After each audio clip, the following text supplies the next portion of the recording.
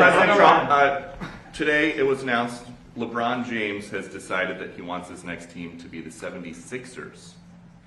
Where do you stand on LeBron versus Michael Jordan as the best ever? Well, Michael Jordan's a guy that's a friend of mine. Play golf with him. He's a really good guy. And I think LeBron is, maybe he's a racist, but maybe he doesn't like Trump. I don't know. But I only like people that like me. So I would say Michael Jordan all the way. Name one time Trump was racist. Okay, I will. 1973, the Nixon administration sued Trump for refusing to rent to black people. It's easy to sit there and make a video to a sound and just shake your head yes with no context or rebut. But I'm going to give it a jovial try and try to rebut it. Do you know how that case ended in 72? Did you know that the federal government can't bring suit against people? Do you know that that black lady that brought the lawsuit against Trump settled out of court because, Trump bought a countersuit against him? And the only reason the federal government got involved was because they thought that he was violating the Civil Rights Act, which he wasn't, because 14% of his occupancy of his buildings were black and brown people. The more you know. What's next? 1980s, Trump's casinos were accused of hiding the black staff when Trump visited. That didn't even make any sense. But I'll put context to it. Why would Trump have his management hide black people? When the man purchased Mar-a-Lago, he allowed black people in because the previous owner wouldn't allow black people in Mar-a-Lago. What? 1989, Trump took out a full-page ad arguing for the death penalty for a group of 5 black men that was Central Park 5, effectively putting a bounty on their heads and plaguing them with a lifetime of death threats. He was sued by the Justice Department for discrimination. This is too easy. Did you do any research at all on your own, or did you just click the sound, turn your camera on, and smile like a bonobo in agreement because you hate Trump? Because the only truth that came out of that portion was the fact that he took out a full-page ad. No, he wasn't going after these guys. He was talking about the crime. Also, once again, people can't be sued by the federal government. 1992, Trump's casino was fined $200,000 for transferring black dealers off certain tables to appease racist patrons. Notice the ambiguous language the sound used in the video? Accused means it's not proven. But since you don't know that context either, I too would tell my female staff and black staff to go to the back. If I had someone that was going to come to my casino and spend $3 million there, I would give them double time and time and a half and bonuses. Why? Because I just made $3 million, which I'm pretty sure that's what happened. And another disgruntled employee. 1991, black guys counting my money, I hate it. The only kind of people I want counting my money are short guys that wear yarmulkes every day. I think the black guy is lazy, and it's probably not his fault because laziness is a trait in blacks. It really is. Never happened. Never happened. Another disgruntled employee. Just because someone put something in a book doesn't make it true. You have to validate the source and verify. Disgruntled employee gets fired, said something bad about another individual because race is hot at the time. And they were going to use race as a bargaining chip to get one over Trump. Not true. 1993, Trump said Native American casinos shouldn't be allowed because they don't look like Indians to me. Not true. People that were purchasing land that looked like Native Americans weren't actually Native Americans, and Trump actually shed light onto that little soiree they were having. Again, not true. 2000, Trump ran a series of attack ads against Native American casinos alleging, with no proof, that they were guilty of crimes. Context is important. Where's my context? 2004, Trump fired a black contestant from The Apprentice for being overeducated. This just can't be real. You really are making things up now. Notice there's a trend of disgruntled individuals that get fired and then say something negative about Trump that's actually fundamentally not true and can't be proven in a court of law. 2011, Birtherism. Trump alleged that Obama was Kenyan based on nothing but skin color. He never apologized nor denied the claim. And why should he apologize? Did you ask Hillary Clinton to apologize? Oh, you didn't know Hillary Clinton was the one that started the birtherism? Man, weird. Also, your profile says that you're a Christian. You can't be a Christian and a Democrat. Not in 2024 anyway. So, Trump 2024. What's up, family? So today we're breaking down something that's been bothering a lot of people for a long time. You heard it a million times. Trump is racist. Trump is a racist. The media says it. Celebrities say it. Your cousin on Facebook might say it. But here's the question nobody ever answers. Name one time, just one. Give me the receipt. Show me the paper.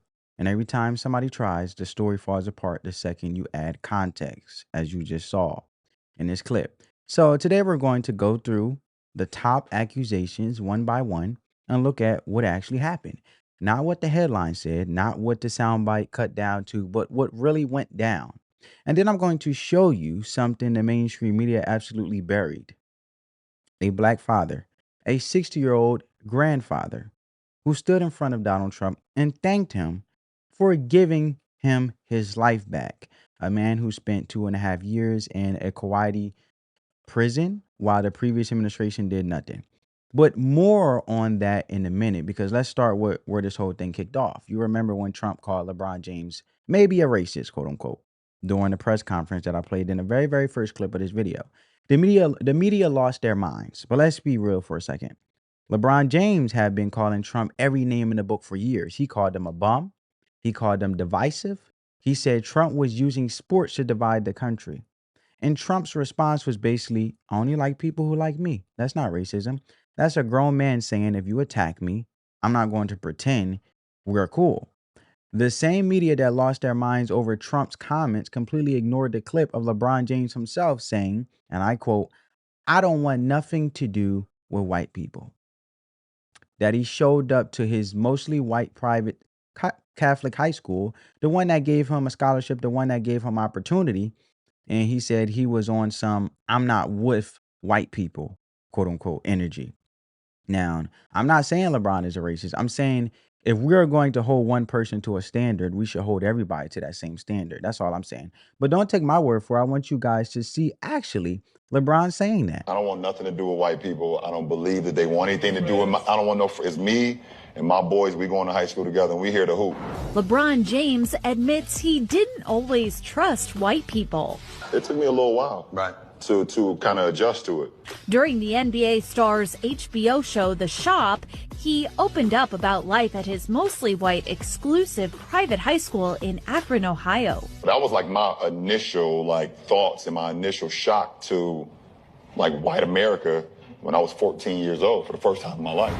And he candidly admits that when he first got to St. Vincent St. Mary, he had no intention of befriending his white classmates. When I first went to the 9th grade in the high school, I was on some I'm not with white people. Right. Cause I was so institutionalized growing up in the hood. It's they don't with us. They don't want us to succeed. The hierarchy, and then we're here. Matter of fact, we're underneath this chair. So there you have it, right?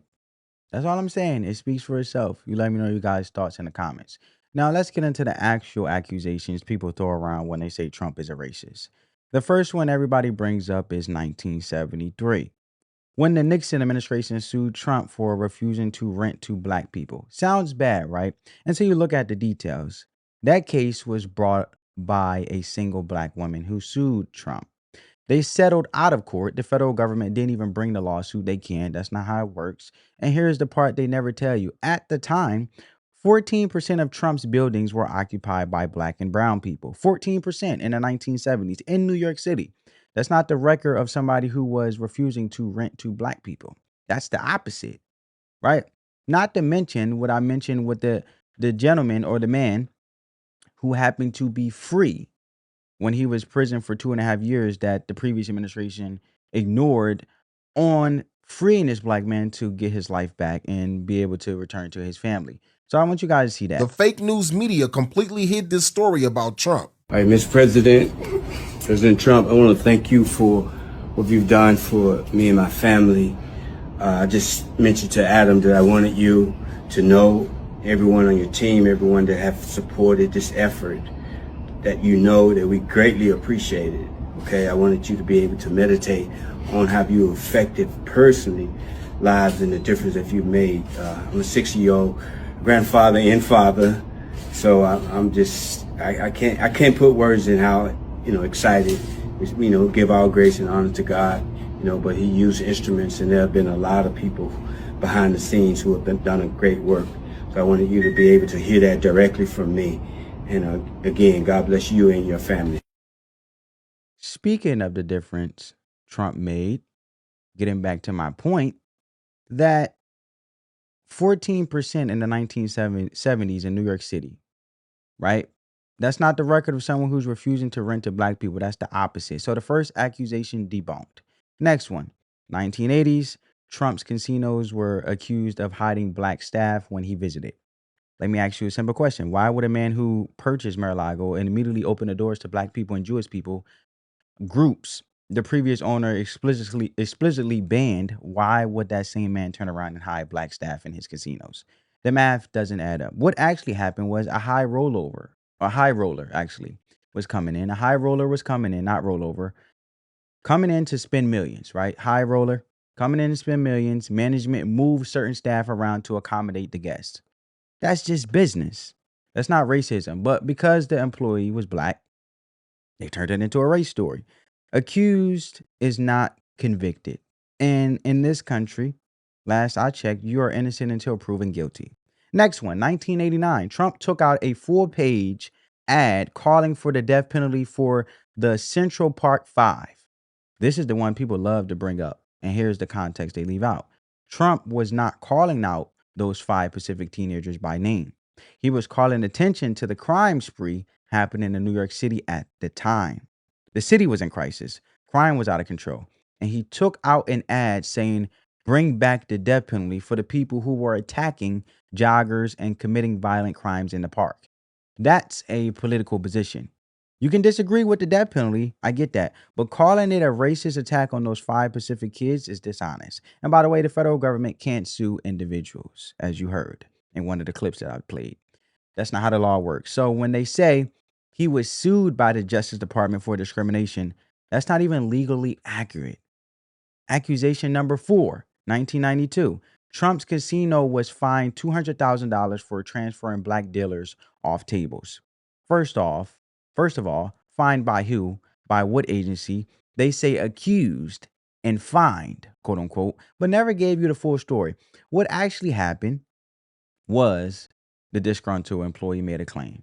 And here's the thing about business.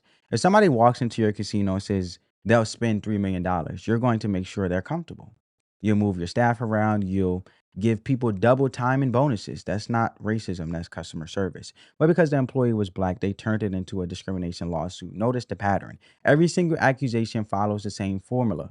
A disgruntled employee or a political opponent says something, the media runs with it, and decades later, nobody checks whether it was ever proven in court. So the other accusations are even weaker because they bring up a quote from 1991 where Trump supposedly said, black guys counting my money. I hated it, quote unquote. And that he wanted short guys that wear your milkies, quote unquote. Here's the thing. That quote came from a book written by a disgruntled former employee. No recording, no video, no court case, just a book. And you're telling me we're supposed to take a fired employee's word as gospel. How many times have you seen a disgruntled former worker say something negative about their old boss? That's not evidence, that's hearsay. The same goes for the Native American casino accusations. Trump said some Native American casinos shouldn't be allowed because the people running them don't look like Indians to me, quote unquote. But here's the context. There were people who were not Native American purchasing land and claiming to be Native American tribes so they could open casinos without paying taxes. Trump was calling out fraud. That's not racism against Native Americans. That's pointing out that people were gaming the system. An accusation about him firing a black contestant from The Apprentice for being overeducated, quote unquote. That's just silly. The Apprentice was a TV show. People got fired every episode. The producers made the decisions and claiming it was because of race is a stretch with no evidence. Now let's talk about birtherism, right? Because this one gets me every time, as you heard. The media acts like Trump invented the birther movement against Barack Obama. But let's check the receipts. Hillary Clinton was the one who started the birther rumors during the 2008 primary. Her campaign explicitly pushed the narrative that Obama wasn't born in the United States. There are emails, there are memos, there's documented proof, but nobody asks Hillary to apologize. That is true. Nobody asks her to retract. Trump gets asked about it every single interview. Why? Because the media has a double standard. And here's the thing about very fine people on both sides, quote unquote. The media has been lying about that quote for years. Trump said there were very fine people on both sides of the debate about removing Confederate statues. He specifically said, and I quote, I'm not talking about the neo-Nazis and the white nationalists because they should be condemned totally. He condemned Nazis. He condemned white supremacists. He said it multiple times. But the media cut the quote to make it like he was calling Nazis fine people. So I had people that were very fine people on both sides. You had people in that group, excuse me, I saw the same pictures as you did. Those are the receipts. Why doesn't President Trump condemn racism? His own words and actions tell you why. He's a racist. And I'm not talking about the neo-Nazis and the white nationalists, because they should be condemned totally. But you had many people in that group other than neo-Nazis and white nationalists, okay? I've condemned neo-Nazis. I've condemned many different groups, but not all of those people were neo-Nazis, believe me. Not all of those people were white supremacists. This was a video that when I saw the full context and realized that we were lied to, I couldn't shake that. And this is one video of many. And a question I've been asking my liberal friends, and they don't really answer me, is what if you're wrong? Like, what if you're wrong? Like, you swear you're right about the right being racist and Trump being a P3DO and a racist, and same thing with Charlie. What if you're wrong? I cannot fathom accusing people like this and like going with it. Aren't you scared that your time will come? Why do you want to live in this society where all people have to do is repeat a lie and then, you know, you're in trouble? Are you sure this is what you want? I mean,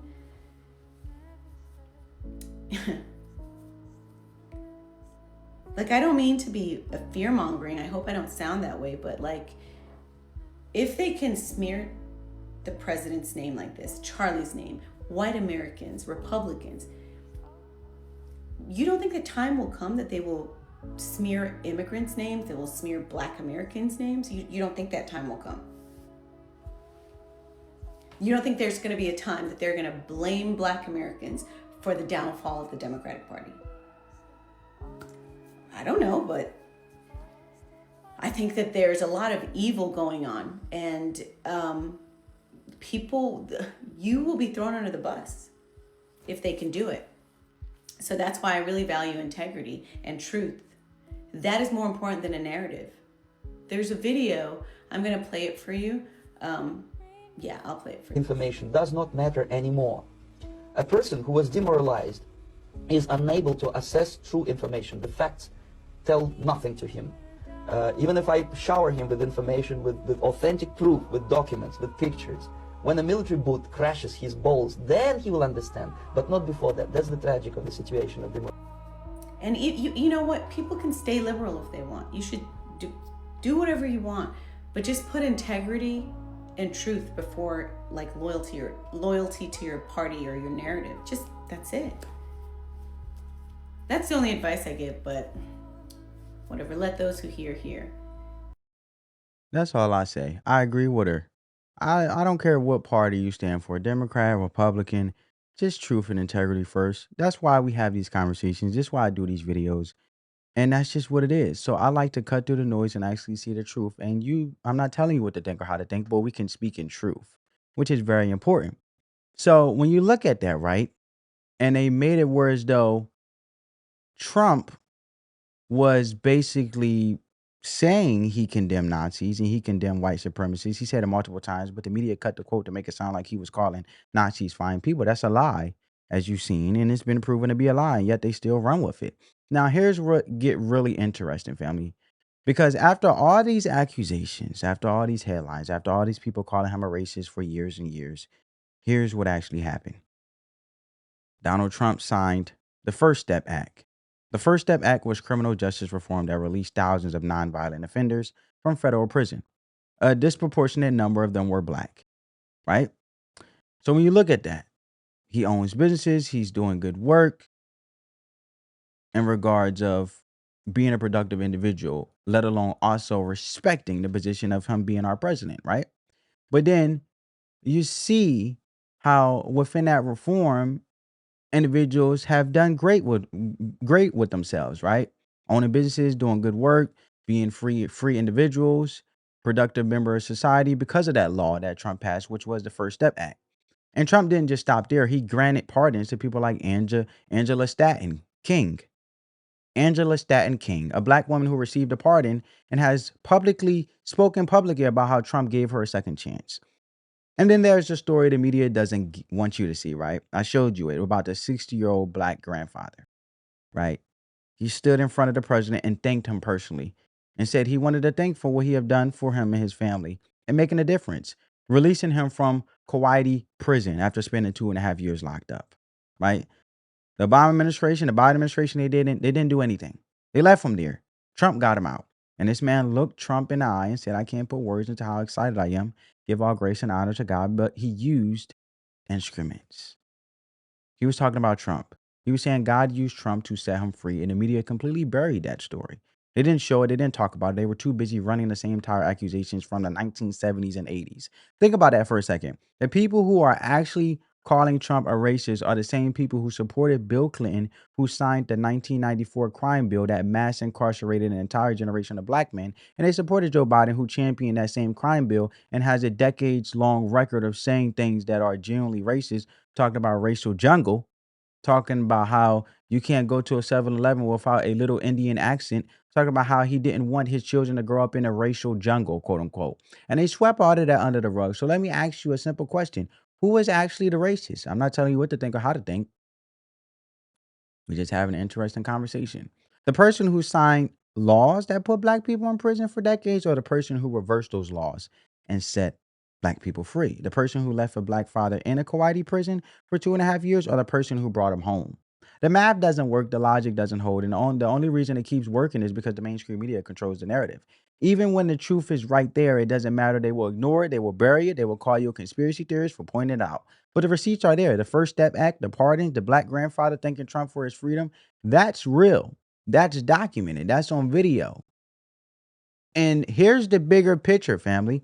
The Democratic Party is being taken over by socialists. You got people like Congressman-elect Chris Rabb out here saying James Carville is a hack and a has-been, while the Democratic Socialists of America are flooding the party with money and candidates, right? Van Jones is on video saying he's tired of the far left, telling him he has to believe ideas that are completely nuts. But they are not listening to him. They're not listening to anybody. The DSA, which is the Democratic Socialists of America movement, is coming for the Democratic Party, and they're probably already there. Alexandria Ocasio-Cortez, AOC, and Bernie Sanders are leading the party. Now, AOC is a legitimate candidate to be the Democratic nominee for president. Now, she did ignore and basically dodge the question if she did support the Democratic Socialists of America party. She didn't say it out loud, but quietly, a lot of people say she does support it, right? AOC is a legitimate candidate to be the Democratic nominee, and the party can't even condemn socialism. Congress voted on a resolution to simply condemn socialism, and nearly 100 Democrats voted against it.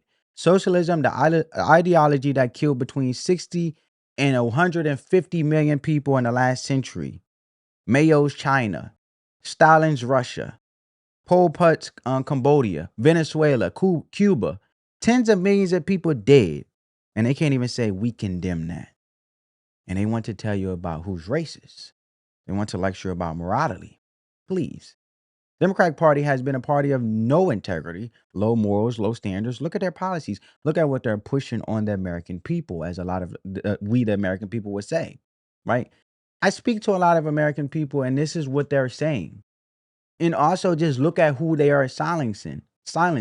Now, I'm just giving you this as questions to yourself to think for yourself, but I think these are interesting questions that would be prone for a productive conversation. In the comments, let me know.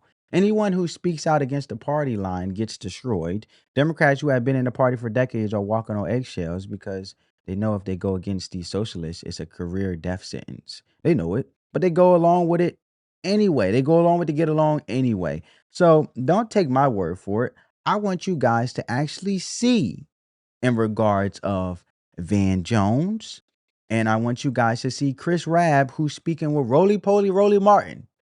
Tired of a set of people on the very far left in the Democratic Party, my party, telling us that in order for us to be progressives, we now have to believe ideas and support ideas that are completely nuts.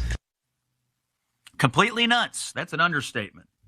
But you know, Van, I think, is reacting to something that's happening in the Democratic Party where these socialists, a lot of them very young, a lot of them very inexperienced, a lot of them who are rich, white kids of privileged backgrounds, coming along and explaining to people like Van Jones and, say, incumbent members of Congress, you all don't have anything to do with this anymore. We're getting rid of you. we're kicking you out and we're going to pursue the revolution and we don't need you. Van is saying, well, wait a minute. What gives you the right to kick me out of my own party? Van, if you watch his video, is like, I've been out here for 3 decades fighting for all these progressive ideas. You're 21 years old and you're coming along to kick me out of my own party when you've never accomplished anything and are trying to inject political poison into the veins of my party. I'm not going to stand for it. Now here goes Congressman Chris Rabb and Roly Poly Roly Martin. You had the likes of James Carville and others that the party is, oh my goodness, it's going to destroy itself. It's going too far left. You got these socialists that are winning in New York City, Colorado, and other places. How colorful can I be on your show? Well, the show's called Roland Martin Unfiltered. Well, fuck them. That's my perspective. James Carville, who cares what he thinks? He's a hack.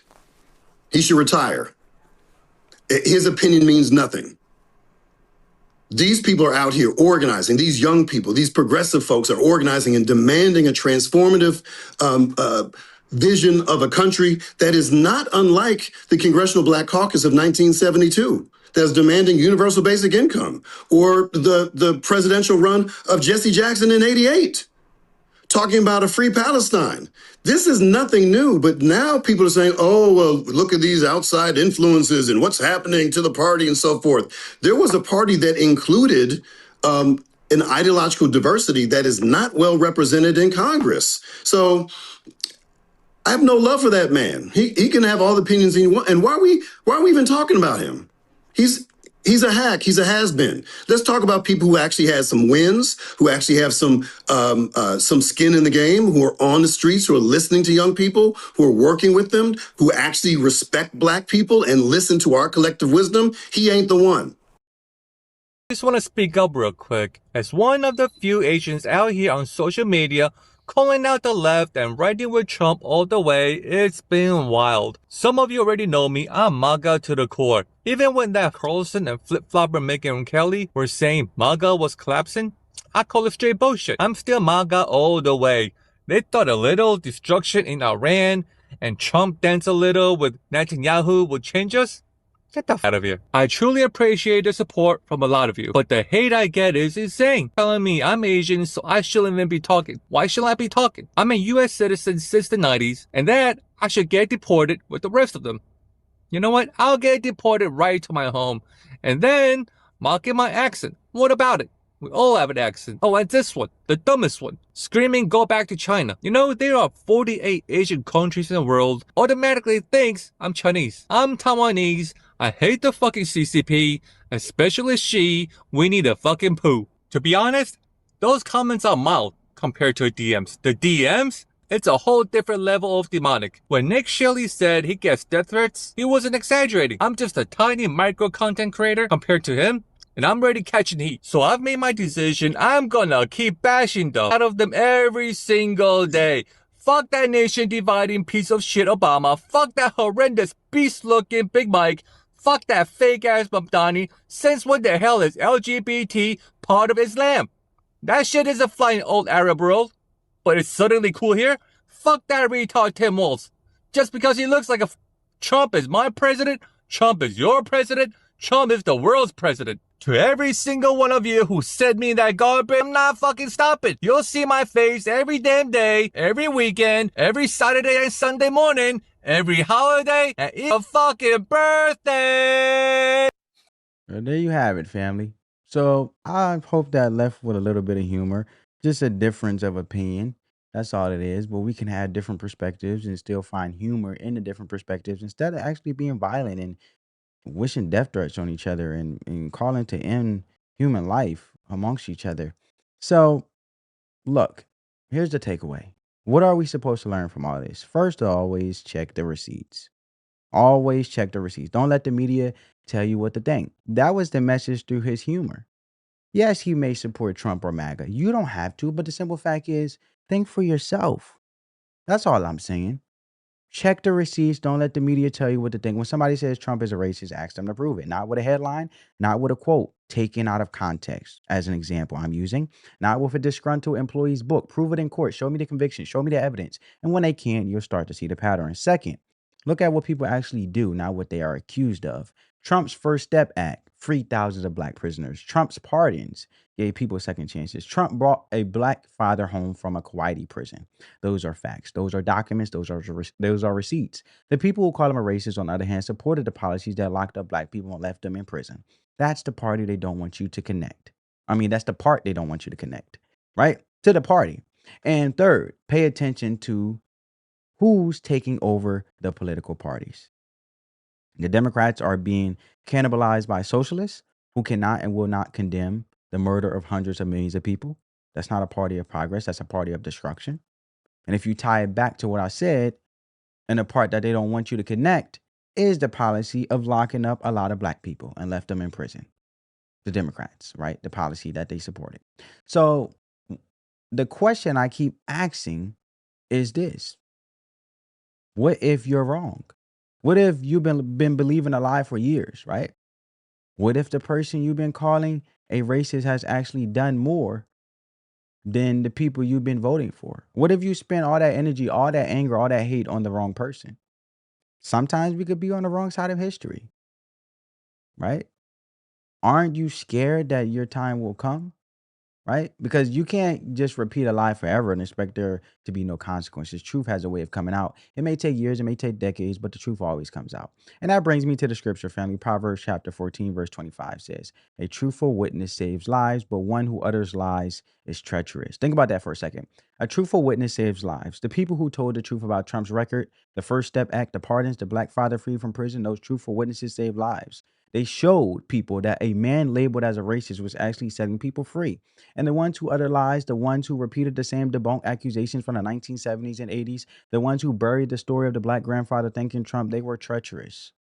They were trapping people in a lie. And here's a life wisdom for the non-spiritual among us. Truth is not just a moral concept, it's a practical one. When you base your decisions on lies, you make bad choices. You vote against your own interests. The country's best interest, the next generation best interest is bigger than you when you vote, right? As your voice. You hate people who are actually helping you. I always say, be careful for the one you hate because it might be the one that may save you behind. That actually may be the one that is actually doing the right thing.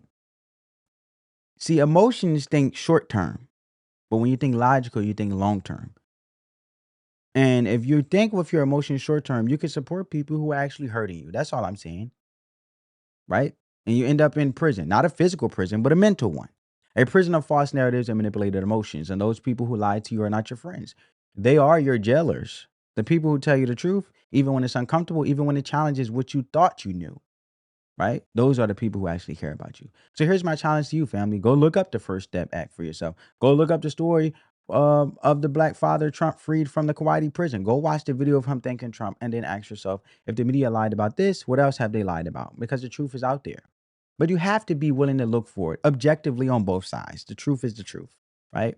Hit that like button, share this video, subscribe to the channel, turn on your post notifications, spread that peace, love, and positivity. Let the love supersede the hate, family. I'll catch you in the next one on that note, family. Peace.